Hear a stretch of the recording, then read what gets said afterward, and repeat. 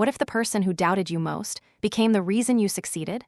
Pause. This is the story of a kid who turned pain into power. My name is Alex Harper, and when I was 9, my world shattered in a single moment. I had dysgraphia, a learning disability that made writing feel like wrestling a storm.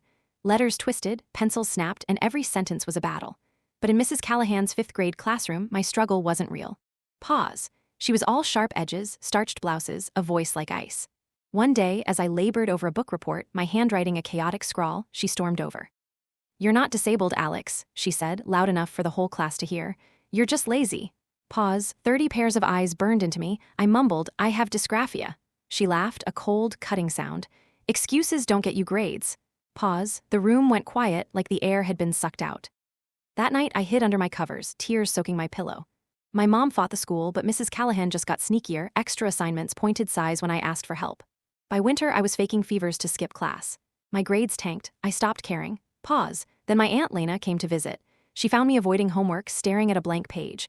When I spilled everything, she didn't hug me or cry. She just said, "Your brain's wired differently, Alex." That's not a flaw, it's a challenge. Pause. The next day, she handed me a voice recorder. "Stop writing," she said. "Talk."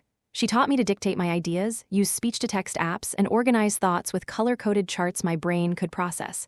"Mrs. Callahan thinks you can't," she said. "Prove her wrong." Pause. Something ignited in me. I wasn't just going to pass, I was going to win. I started waking up at dawn, recording lessons, turning messy ideas into clear projects. By spring, my history diorama, a voice-narrated model of ancient Rome, won the school fair. Mrs. Callahan's forced smile as she handed me the ribbon, priceless.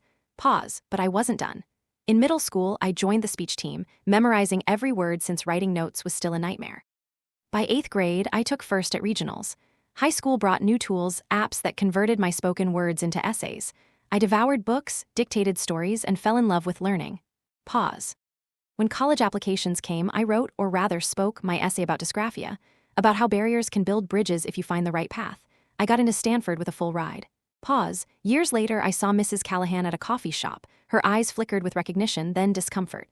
"I always knew you were bright," she said, rewriting the past. I smiled.